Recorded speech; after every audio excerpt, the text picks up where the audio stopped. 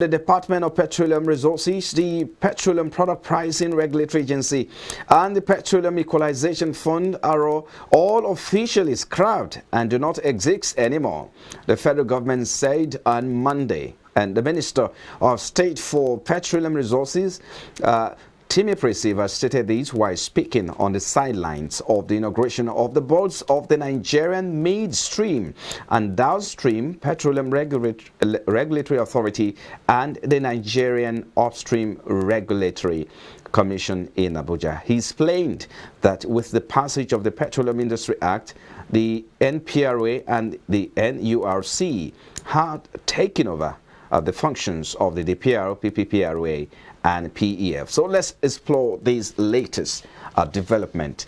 As Bala Zaka is a petroleum engineer and chartered accountant. He joins us via the telephone now. Thank you so much, Mr. Zaka, for finding time again to be with us on the program.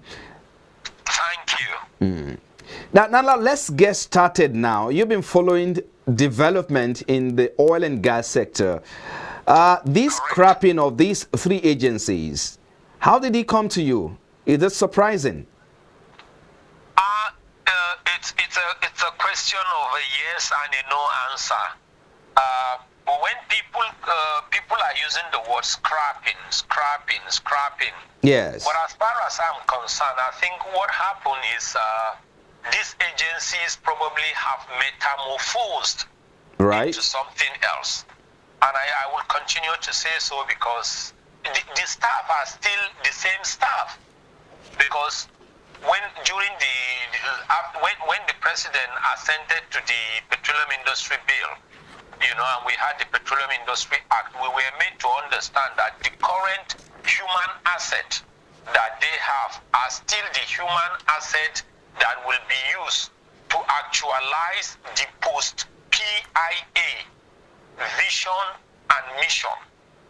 And to that extent, it's actually the name that has been changed, but the human beings are still the same human beings that we intend to use to achieve our post-PIA or post-PIB vision, of putting the Nigerian oil and gas industry on a positive pedestal for growth and success. So to that extent, as far as I'm concerned, there will be what I can call lateral and vertical movement, of human personnel. And to that extent, all I will expect or wish or hope is that the realignment, the structural changes, especially in personnel, will be for the greater good of the industry and Nigeria in general. Okay, let's do a bit of assessment of these now defunct agencies. I mean, the PPRA, the major functions of the PPRA is to determine the pricing policy of petroleum products. They also have the fact that they also have to regulate the supply and distribution of petroleum product as well. Now you're having another regulatory body stepping in that capacity. For instance, you have the Nigerian Upstream Regulatory Commission, and you also have the Nigerian Midstream and Downstream Regulatory. How well do you think these newly inaugurated bodies are going to step into this capacity, and how well do you think they will perform? Well, to be honest, time will tell. Though we've been given an idea of how they intend to operate, but the only reason why people like me will say time will tell is you need to look at what the recently defunct agencies were doing. For instance, Department of Petroleum Resources. Right. We know that when it comes to issuance of licenses, when it comes to so many things, regulatory activities, the Department of Petroleum Resources has always been taking care of that. So regardless of the name you have given it, the real staff that are there, will they still be associated with some of those responsibilities? Those are the questions people like me ask. And that was why I said, apart from the change or even if you say they have been scrapped, to me, I don't call it scrap, but I call it metamorphosed into something else. Because the system, the flow, the personnel are largely going to be the same. And probably the philosophy is also likely going to be the same, though you will have changes here and there. Like when you were talking about the PPPRA, that is Petroleum Product, Product Pricing Regulatory Agency. Yes. That before now was saddled with the responsibility of making sure we have a kind of template, and depending on whether we are internally refining or whether we are importing, theirs is to make sure there is a kind of framework or a template that must make sure we get these refined products or white products or distillate at particular prices. Whether you're talking about petrol, whether you're talking about diesel, kerosene, or wherever. That was what they were supposed to be doing. But in their own case, now that they have been subsumed or they have been so-called scrapped, what will happen? So it depends on whether we will keep importing or we will keep refining or we will go into refining.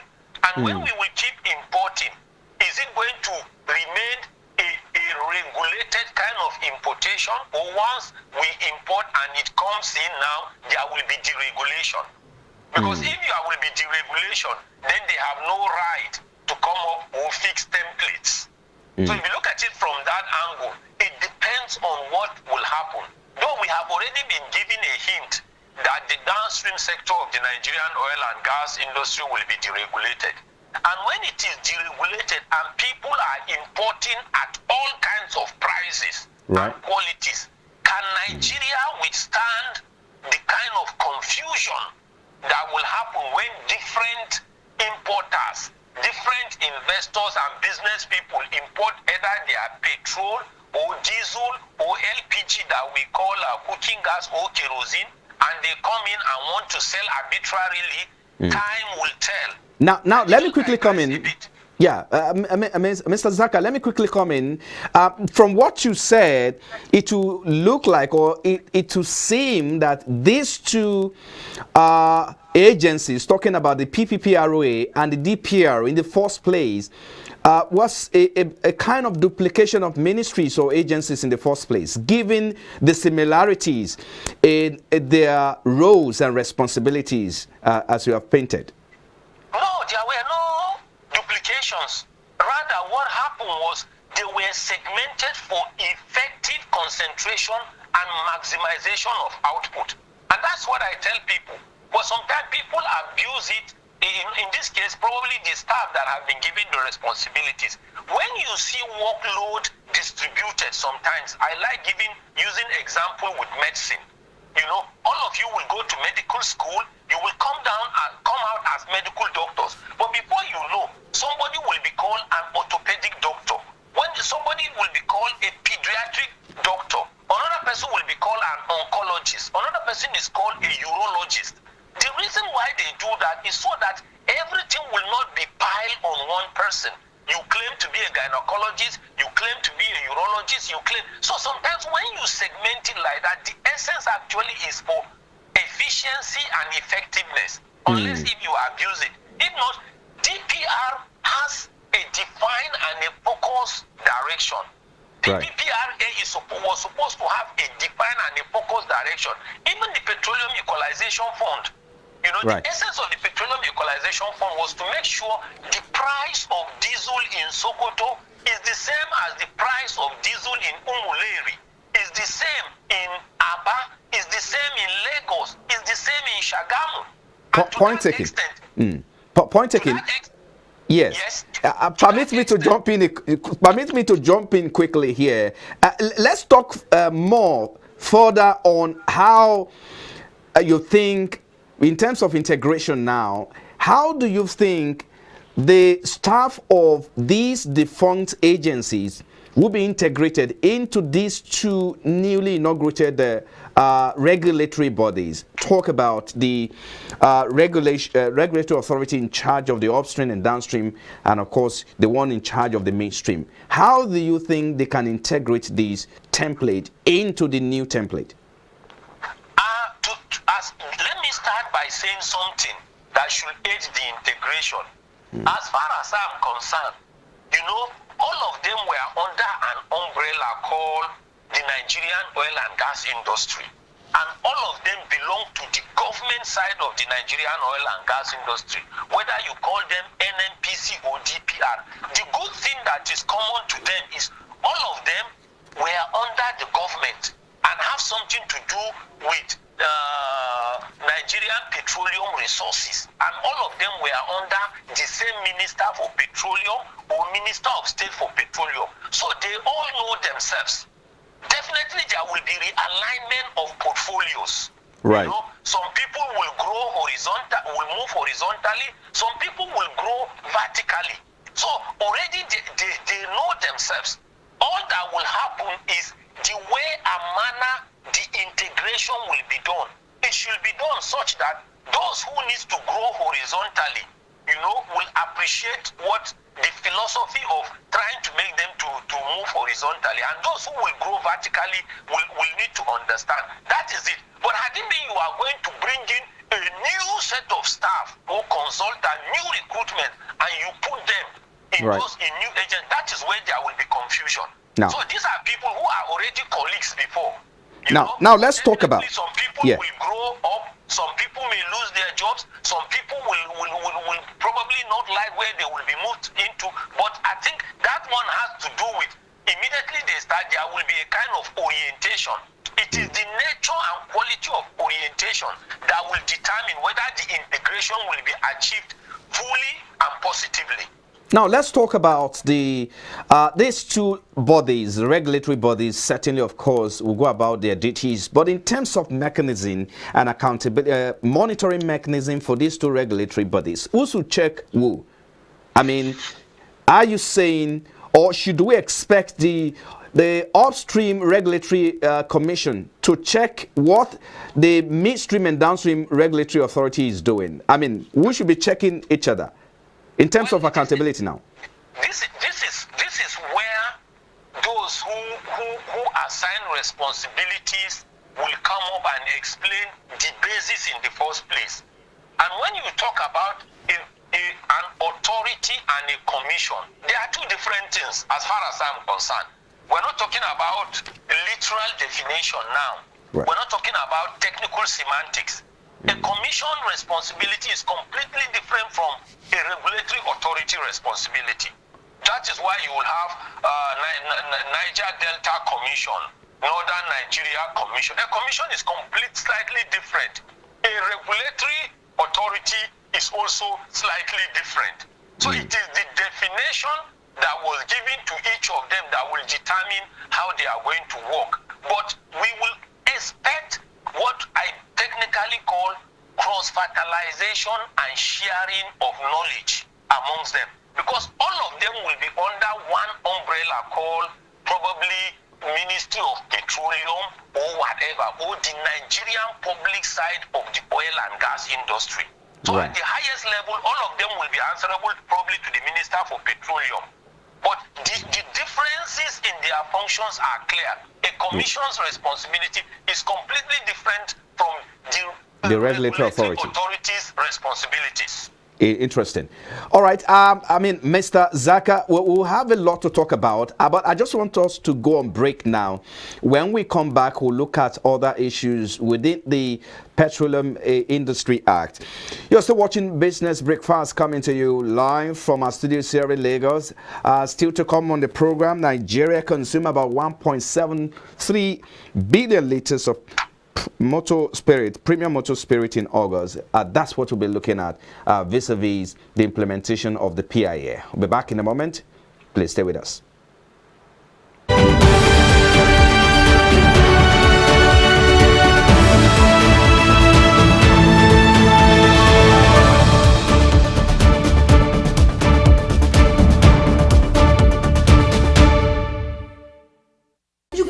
Market just make you go buy fresh palm fruits. When you reach house, you go wash, you go pound, your body go dey pain you, even your fingernails go dey pain you. But make una no worry, make una relax. I get good news for una. Una don hear of Banga fresh palm fruit extract. All you need to do na make you go for the open am, take the amount wey you want, put am for your pot. Which soup you wan make? Shey na egusi, shey na ogbono, shey na vegetable, shey na banga. My sister no waste time again, my brother no waste time again. Just go buy banga fresh palm fruit extract. They go know say you sabi cook and you be better cook. Banga, make your food yummy yum. Distributors needed nationwide. Phone number 081 63 974447, 080 35 64 4436, 070 66 63 8213. Banga Fresh Palm Fruit Extract.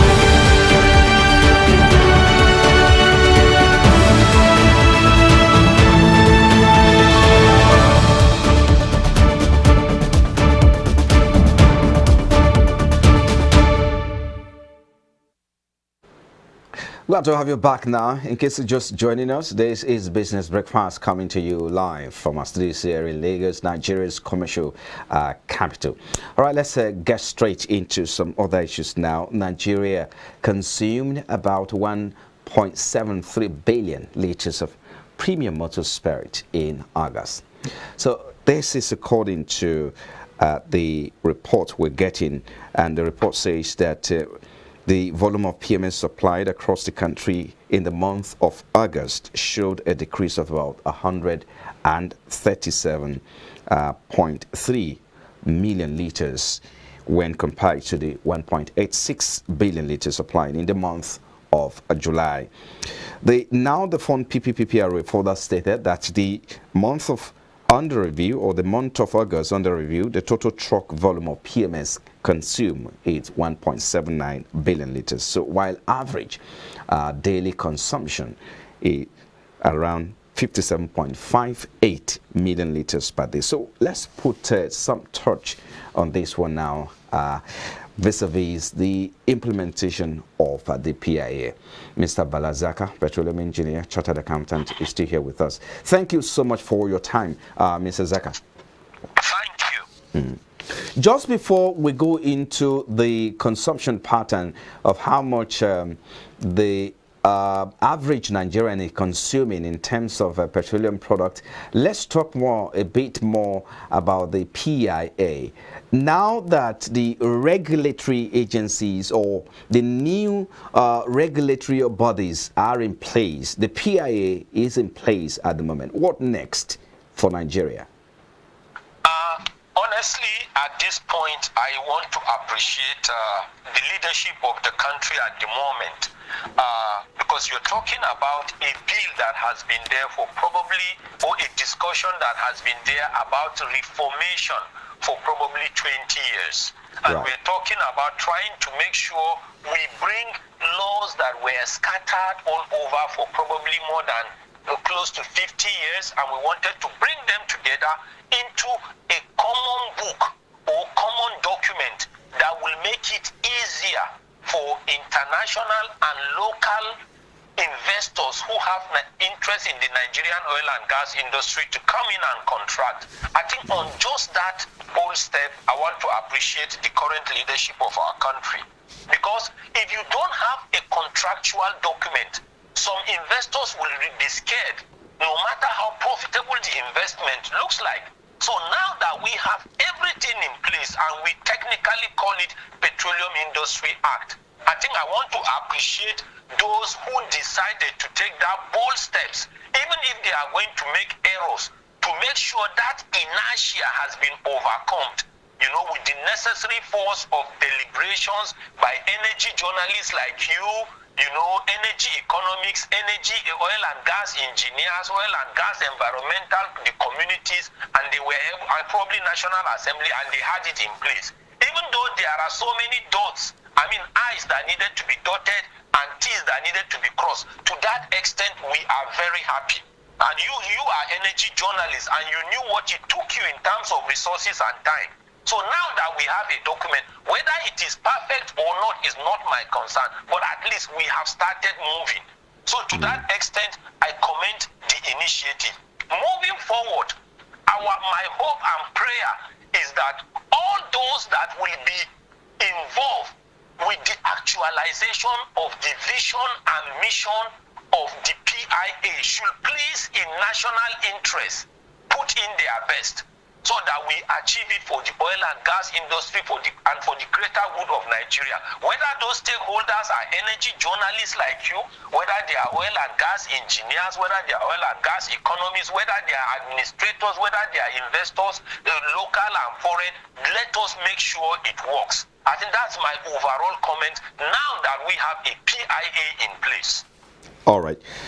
Interesting. Now let's get to, of course, the consumption pattern now. The phone PPPROA said that Nigeria consumed about 1.74 billion liters of premium motor spirit, popularly called petrol, in August. That was distributed nationwide in August. How would you analyze Nigeria's consumption pattern of the premium motor spirit, given the inconsistency in the supply chain and consumption level as well?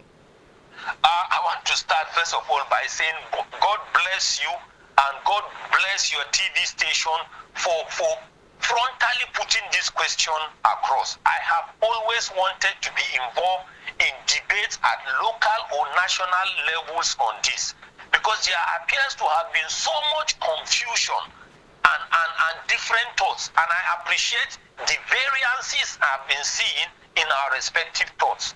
As far as I am concerned, the quantity of petrol or diesel that we are consuming today in Nigeria is not too small.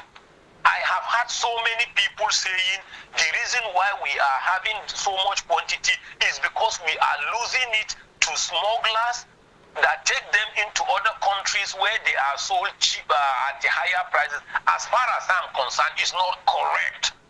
The reason why we are consuming so much is, first of all, because there is no electricity.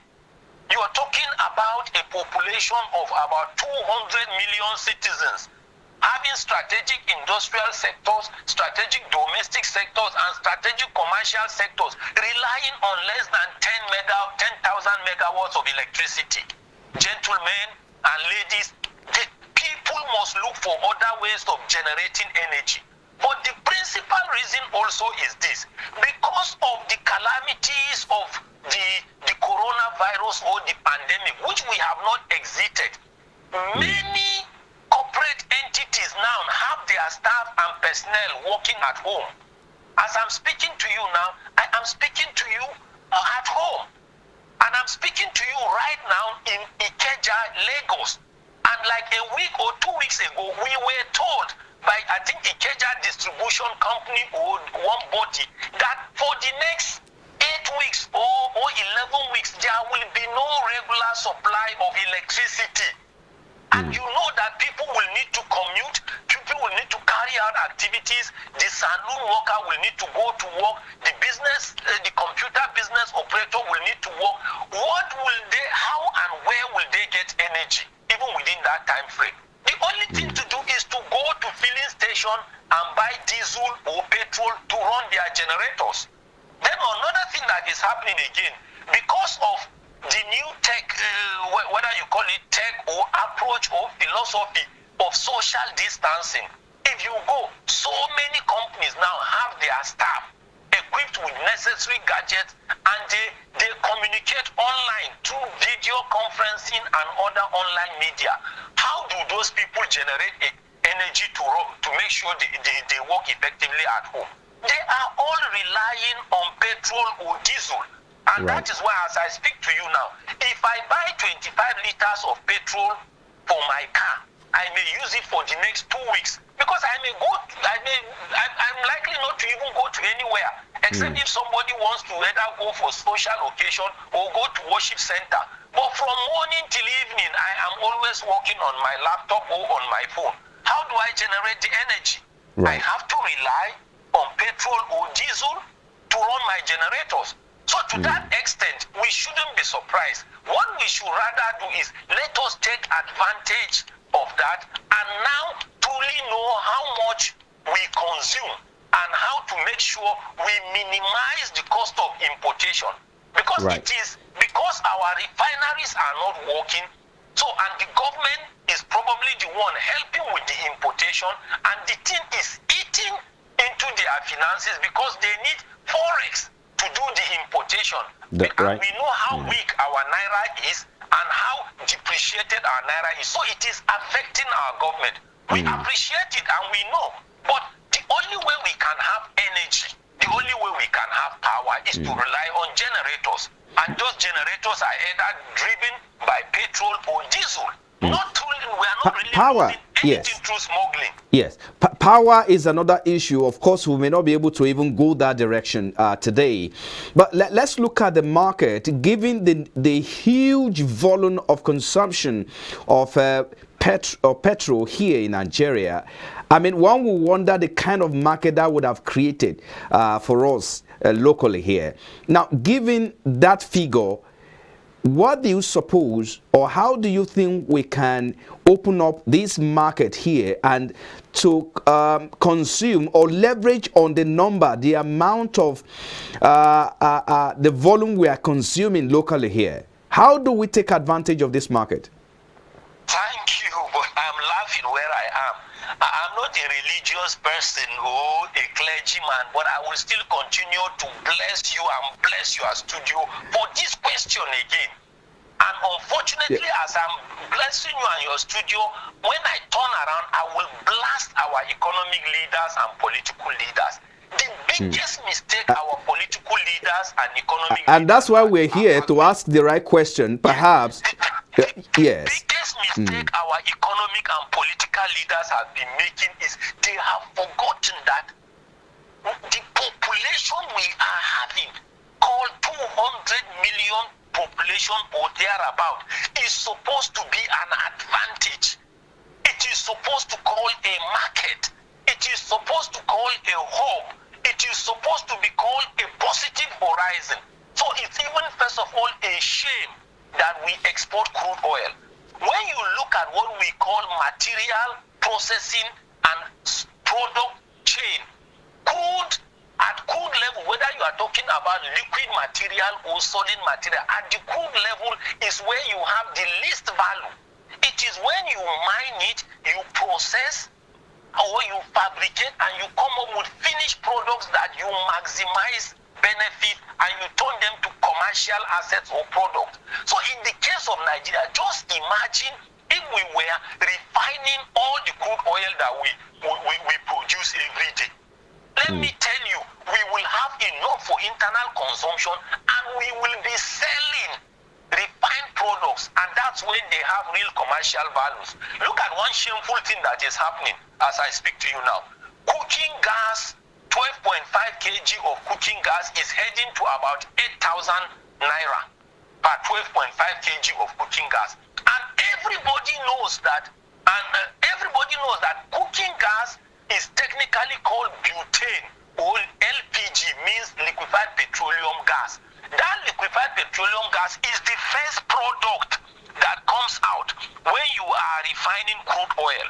But because we are not refining crude oil, and we are forced to import part of the cooking gas, that is why Nigeria is suffering and bleeding. So just imagine if we were to be refining here. It is the first product before petrol, diesel, and the rest. That will tell you something is wrong. And there is one confusion that a lot of people have been making. A lot of people will be saying, let us go to LNG. No, LNG and LPG are different. LNG is liquefied natural gas, which technically composes of a gas we call methane. LNG is different, but LNG has so many benefits. You know, you can generate electricity, you can come up with chemicals, you can get fertilizer, because from natural gas you will get ammonia, from ammonia you will get urea, from urea you will get fertilizer. But LPG, liquefied petroleum gas that we call cooking gas, that one is a product of crude oil refining. And another technical name for it is called butane. So you can see, God bless you for this question. We are, from our population alone, if we were to be processing everything here, let me tell you, we will not only have the biggest market internally, people will be coming into Nigeria to buy buy our finished products and be going and selling, just like the way we go to Asia to buy products. And in case we have more than enough, just look at West African coast. Just look at the countries in West Africa. Just imagine if we were to be producing fertilizer, diesel, and the rest, and we come up with rail lines, and we are selling to only West African countries. Nigeria will be that's indeed a big market for us. And political hub of Africa. That is how you control regional economies. It's indeed a big market for us. Let me, just before I allow you to go because of our time, as today, the NNPC import 100% of PMS. Of course, according to the data by the PPROA, now the fund, says that NNPC imported about 100%, in short, 100% of what was imported in August 2021. Now, given the PIA, I mean, what do you expect to change going forward in terms of importation and how this product is distributed? Well, with the scrapping of the Petroleum Equalization Fund, Petroleum Equalization Fund was there to bridge such that prices in Sokoto, Ghana, Kafanchan, Otupo, Lagos, Shagamu will be the same. With the scrapping now, there will be what we call a disequilibrium. There will be differences in price. How Nigerians will handle that, I don't know. But one thing again I know moving forward is, they say the downstream is going to be deregulated. But unfortunately, it's like it is looking as if the deregulation will still be based on importation. And that means I can have my money and license, go and import at any amount, bring it in, and sell it at any amount. Because once you deregulate, you have no control over the price. But on that aspect, it's not too late to advise the government that looking at the weak disposable income of citizens, that may cause what we call social and economic anarchy. But we are praying. We heard that there will be a steering committee that will look at things for the next 1 year. And my prayer is that God will give them the wisdom and the listening ears to see how they can listen to the citizens and make sure that things are not very difficult. But moving forward, it is a good innovation. All we need to do is to internally domesticate. Let's process our cocoa internally. Let's process our ginger internally. Let's process our crude oil internally. And by the time we do that, we will conserve foreign exchange. Everybody knows that. And Nigeria is the only country among the OPEC member countries that does not have functional refineries.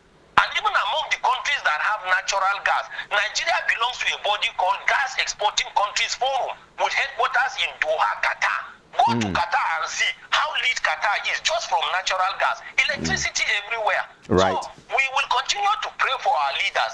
But we will also have a studio and good energy journalists like you, frank energy journalists like you, and public affairs analysts like me that will constructively tell the government what we feel should be done in the interest of citizens, interest of our government leaders, and the position we want them to occupy in Africa and among the Committee of Nations. Well, thank you for that, for according me that honor. Thank you so much. But at this point, I think we're out of our time. We can exhaust this topic today, but at the same time, we thank you so much, Balazaka, petroleum engineer and chartered accountant. Thank you so much for your time on Business Breakfast.